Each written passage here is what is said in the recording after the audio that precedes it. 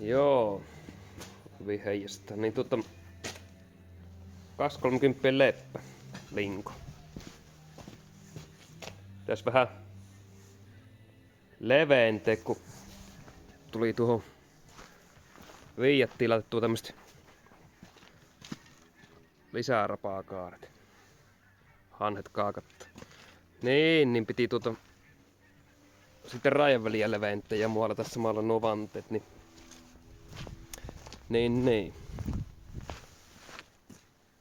Nyt se on liian leveä tulee lingolle.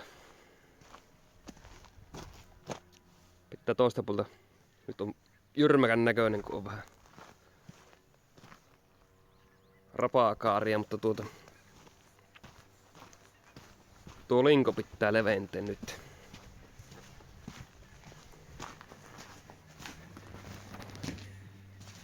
Perään purin pois ja tämmönen kulmapala otin pois tuosta, niin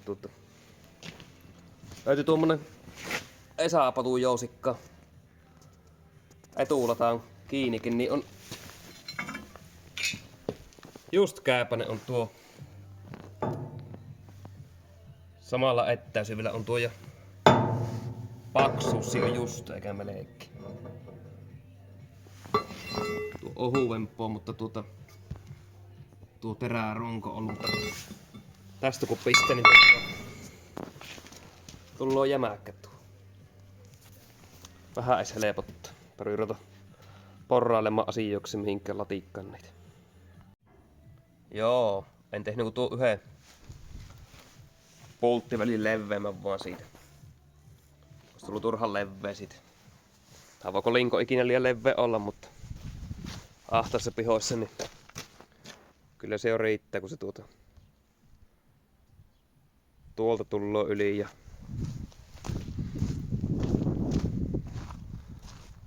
tuolla on just renkaan tasalla melkein vähän yli. Saapi riittää, eipähän tartu joka paikkaan kiinni. Joo, mutta sehän tuo terä on pisin tänne tassa, niin se on tuolta nyt vaijaa sitten. Niin pitää lähteä romuja ehtimään tuolta terään pätkiin. Ja tuohon kaarpeltiä sitten. Joo, tuo nurkan takko on vähän romuvarastolta ehtimään noita osia tieltä.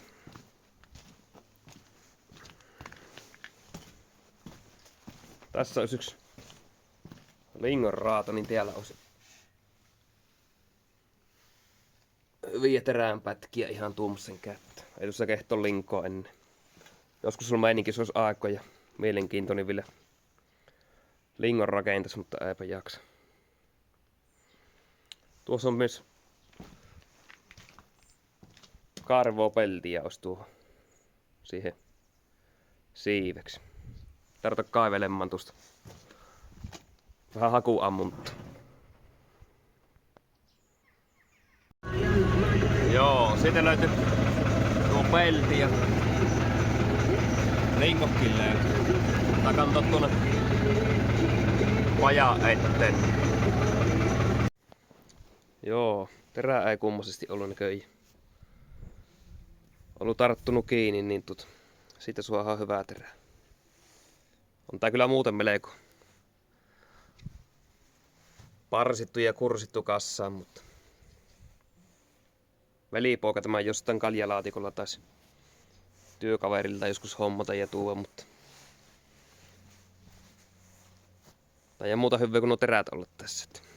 Joo, tämä pistettu.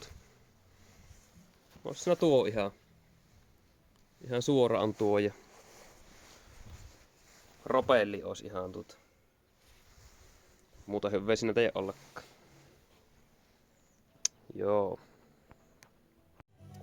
Joo, tuohon tultu kolmio valmiiksi, mikä jäpi tuonne ja alas ja tuohon pitäisi tuo laittaa sitten. Ja tuo valmiina tuo kolmio tuolla. Joo, nytpä se on. Ja vähän enemmän niin on jo kulumoa laitettu ja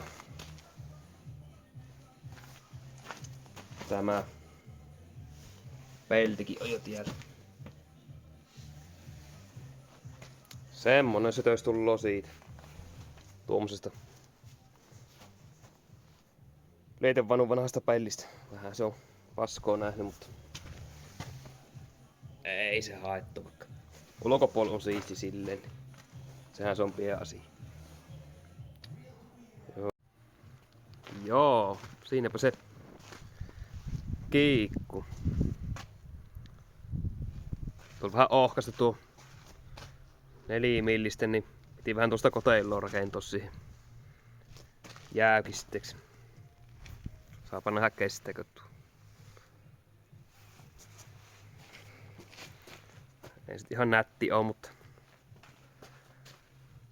pistetään muolia niskan, niin häviää kaikki sötökset. Tuossa löytyy vanhaa kunnon hammeriittejä vielä. Musta.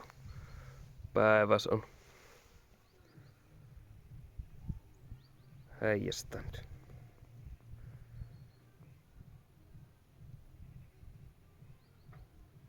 ...29.4.99. Ehtaa tavaraa vielä.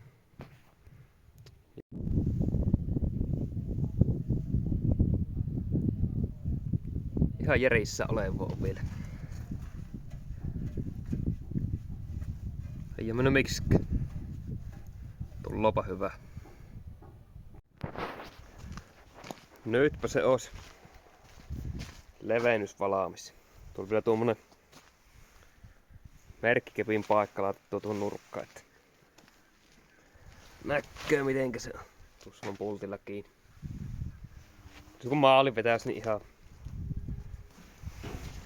ei sitä äkkinäinen huomatta se jotta on se tösselty.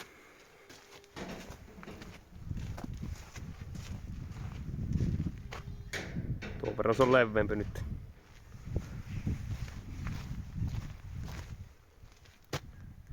Tuo on melkein tasaus.